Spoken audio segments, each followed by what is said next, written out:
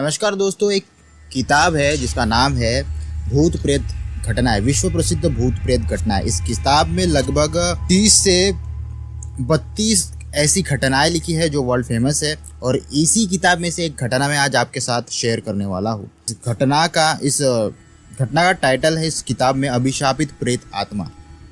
चलिए शुरू करते हैं।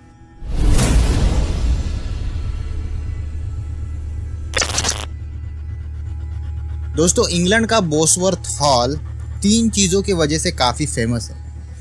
इस हॉल में फर्श पर एक ऐसा दाग है जो आज भी ताज़ा है, और ये दाग लगभग 300 साल पुराना है।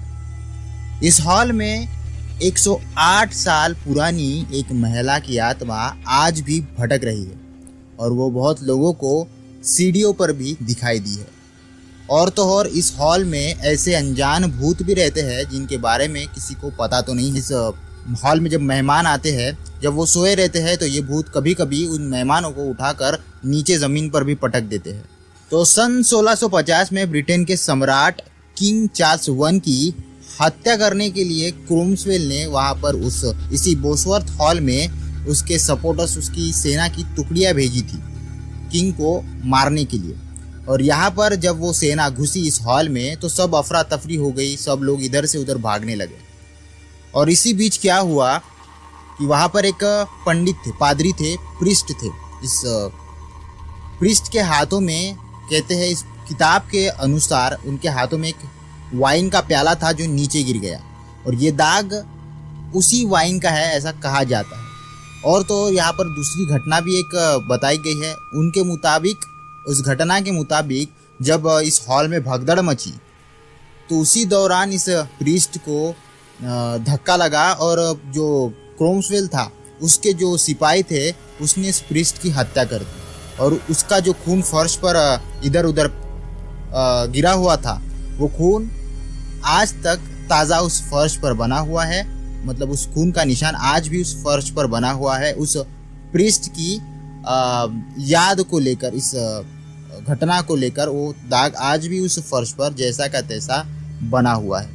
अब आते हैं उस औरत की आत्मा के, भटकती आत्मा के ऊपर। इस औरत का नाम इस किताब के मुताबिक लेडी लिस्गर है, जो कि 108 सालों से इस बोसवर्थ हॉल में आज भी भटक रही है।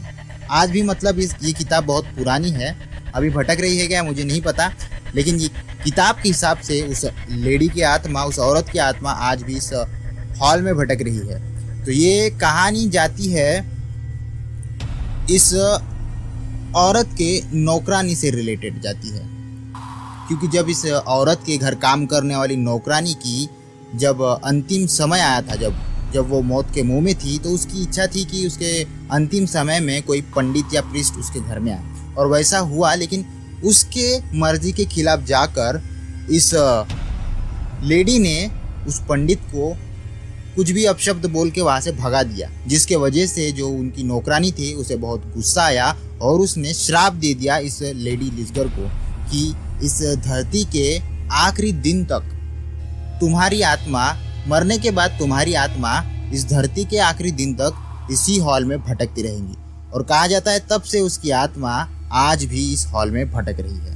हाँ, उसकी आत्मा ने आज तक किसी को कोई नुकसान तो नहीं पहुंचाया, लेकिन इस बोसवर्थ हॉल में एक फैमिली रहने आई थी। उस फैमिली का नाम है मैक्सवेल फैमिली इस हॉल में रहने को आई थी, और उनके साथ भी काफ़ी भूतिया इंसिडेंट हुए थे। उनमें से एक इंसिडेंट इस किताब में लिखा है। जब मिस्टर मैक्सवेल की जो पत्नी थी, मिसेस मैक्सवेल, उनकी तबीयत खराब थी, और उनकी तबीयत जब खराब हुई थी वो उस समय था रात का। तो रात को डॉक्टर को बुलाया गया। डॉक्टर साहब ने उनका चेकअप किया और उन्हें गोलियां वगैरह, जो दवाइयाँ वगैरह देकर उन्हें सुला दिया। अब डॉक्टर साहब को मैक्सवेल फैमिली ने कहा, मैक्सवेल जो मिस मैक्सवेल थे, मिस्टर मैक्सवेल, उन्होंने कहा कि इतनी रात को आप अपने घर जाने से अच्छा यहीं पर आराम कर लीजिए। तो मैक्सवेल साहब के कहने अनुसार डॉक्टर साहब ने उनका कहना मान लिया, और फिर ऊपर के रूम में वो सोने के लिए जा ही रहे थे। तो आगे जो उनके सामने लकड़ी की कुछ सीढ़ियाँ बनी हुई थी, बस वो सीढ़ी पे चल रहे थे। तभी अचानक सीढ़ी पर उनको एक सफ़ेद कपड़े पहनी एक औरत दिखाई दी, जो बहुत ही पुराने टाइप के कपड़े लग रहे थे। 108 साल पुराने कपड़े, लेडी लिस्गर थी वो। जो उनको दिख रही थी। उनको पता नहीं था इस बारे में, उन्होंने तो थोड़ी सी उसके लिए जगह भी दे दी। वो नीचे ऊपर से सीढ़ियों से नीचे उतर रही थी और डॉक्टर साहब हमारे ऊपर जा रहे थे। डॉक्टर साहब ऐसे बाजू सरक गए, उनको जगह दी कि आइए नीचे जाइए, और यहाँ तक कि उनको गुड नाइट भी विश कर दिया। अब डॉक्टर साहब को क्या पता था कि वो भूत है, और ना ही लेडी लिजगर ने उनके गुड नाइट का कोई जवाब दिया, क्योंकि वो तो भूत थी। ठीक है, वो नीचे चली गई, डॉक्टर साहब ऊपर आ गए। थोड़ी देर बाद क्या हुआ, डॉक्टर साहब अपने रूम में चले गए और सो गए। और अचानक उन्हें सोने के बाद ऐसा लगा कि कोई उन्हें धक्का मार रहा है, थोड़ा सा उनके ऊपर की चादर हटा रहा है। और तो और जब वो सुबह उठे तो उन्होंने देखा कि वो नीचे ज़मीन पर गिरे हुए हैं। उनको लगा शायद नींद में वो गिर गए होंगे। और जब दूसरे दिन उन्होंने खाना खाते समय टेबल पर डाइनिंग टेबल पर सबके साथ बात की और मिस्टर मैक्सवेल को पूछा कि उनको रात में एक औरत दिखाई दी सीढ़ी से नीचे उतरते हुए, वो कहीं नज़र नहीं आ रही है, वो औरत है कौन। और जब मैक्सवेल फैमिली ने उस औरत के बारे में, उसकी स्टोरी के बारे में बताया और उनको डॉक्टर को बताया कि एक्चुअली में वो औरत एक भूत है और 108 साल से वो इसी हॉल में भटक रही है, बस ये सुनते ही डॉक्टर साहब वहाँ से गायब हो गए। और तब से आज तक वो डॉक्टर साहब पता नहीं आए या नहीं आए। और जो उनके साथ जो घटनाएं हो रही थी रात को, जो चादर खींचने वाली या फिर उनको नीचे जो ज़मीन पर गिराने वाली, वो घटनाएं थी उन भूतों की जो रात के समय यहाँ पर अक्सर आने वाले मेहमानों को तंग करते हैं। उन भूतों के बारे में आज तक किसी को पता नहीं है कि वो भूत है किसके या फिर उनका क्या कनेक्शन है इस हॉल से। हाँ, लेकिन वो इस हॉल में लोगों को परेशान करते हैं, कुछ चिल्लाने गुर्राने की आवाज़ें इस हॉल से आती है उन भूतों के वजह से। तो ऐसे यहाँ पर 3 घटनाएं इस किताब में लिखी हुई थी। मैंने सोचा कि इस घटना को मैं इंटरनेट पर सर्च करूं, और जब मैंने इंटरनेट पर बोसवर्थ हॉल को सर्च किया तो मुझे कुछ इंटरेस्टिंग तो मिला नहीं। मतलब शायद ये घटनाएं आज के समय में हो सकता है बंद हो गई हो, लेकिन मुझे एक इंटरनेट पर एक पोस्ट मिली जिसे मैंने पढ़ा, और उसको पढ़ने के बाद तो उसमें मैंने जब वो स्टोरी पढ़ी, वो स्टोरी इस किताब की स्टोरी से बिल्कुल अलग थी। मैं थोड़ी शॉर्ट में बता देता हूँ आपको वो स्टोरी। तो इंटरनेट पर की जो स्टोरी है उसके हिसाब से ये जो हॉल था वो डिक्सी फैमिली से बिलोंग करता था।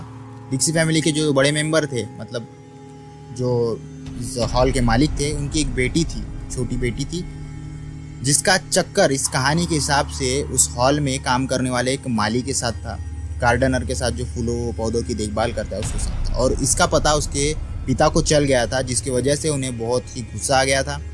उन्हें ये भी पता चल गया था कि ये माली उनकी लड़की के साथ रात को छुप छुप के मिलने आता था, और ये दोनों उसके रूम में बैठकर छुप छुप के बातें जो है करते थे। इसका पता उसके पिताजी को चल गया था और वो काफ़ी क्रोधित हो गए थे, बहुत गुस्से में हो गए थे। इसलिए उन्होंने ऐसा प्लान बनाया जो बहुत ही दर्दनाक प्लान था। उन्होंने ऐसा प्लान बनाया कि ये जो माली आता था उनकी लड़की को मिलने के लिए रात को छुप छुप के, तो इन्होंने उसी रास्ते पर ऐसे ट्रैप्स लगा दिए जिसकी वजह से उस माली की जान चली गई। लेकिन हुआ कुछ उल्टा ही। उस माली की जान जाने के विपरीत, उसके अपोजिट, उस दिन उस लड़की की जान चली गई, जो डिक्सी की जो लड़की थी उनकी ही जान चली गई। और तब से लेकर आज तक ये जो डिक्सी के बेटी की आत्मा है उस हॉल में भटकती है। या तो वो अपने प्यार के लिए भटकती होंगी या फिर बदला लेने के लिए भटकती होंगी। तो ये थी इस पुस्तक में की, इस बुक में की घटनाएं, और ऐसी ही बहुत घटनाएं हैं इनमें, इस बुक में। वो घटनाएं मैं आपको सुनाऊंगा। इस वीडियो के लिए इतना ही, मिलते हैं अगले वीडियो में, तब तक के लिए बाय बाय।